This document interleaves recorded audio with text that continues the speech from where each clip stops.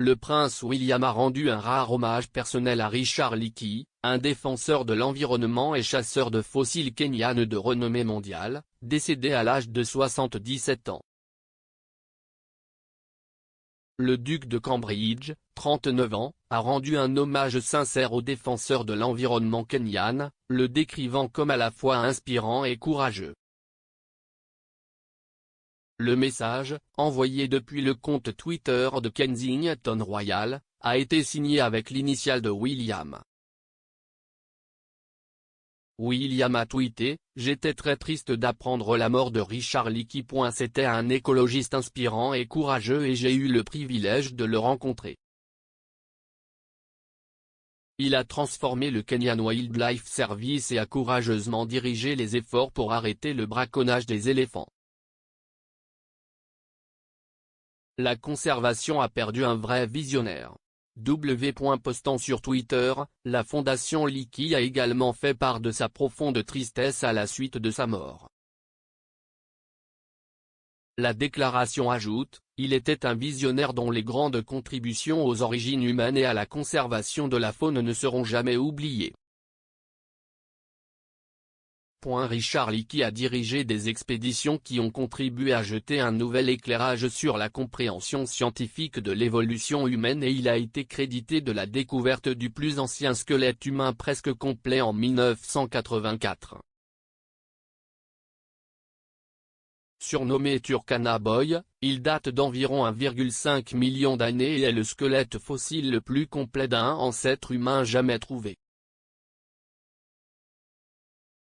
Au cours de sa vie, M. Leakey a occupé un certain nombre de postes officiels au Kenya, notamment en tant que directeur des musées nationaux du Kenya, gérés par l'État.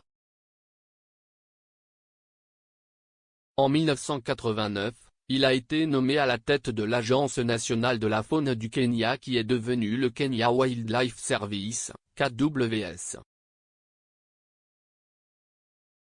À ce poste, il a réorganisé les systèmes de parcs nationaux du pays et a réprimé la corruption au sein du service de la faune et réduit les niveaux de braconnage.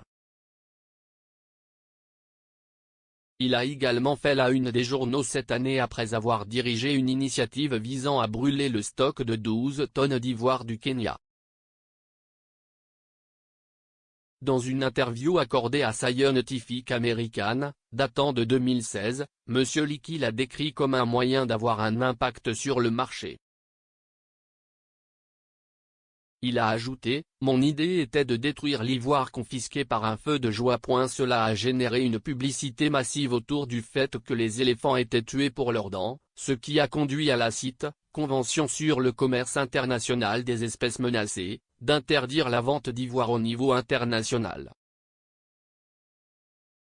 L'interdiction a eu un grand impact.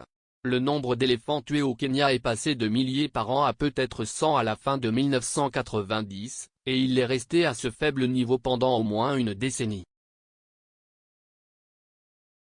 En 2017, Tusk Trust, une organisation caritative de conservation basée au Royaume-Uni dont le parrain royal est le prince William, a honoré Richard Leakey d'un prix à vie pour sa contribution à la conservation de la faune.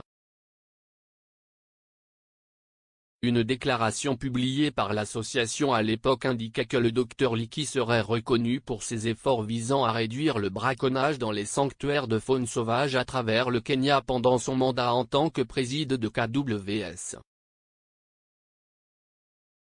Le célèbre paléoanthropologue était resté énergique jusqu'à ses 70 ans, malgré des épisodes de cancer de la peau et de maladies des reins et du foie. Sa mort a été annoncée dimanche soir par le président kenyan Uhuru Kenyatta. La cause du décès n'a pas été divulguée.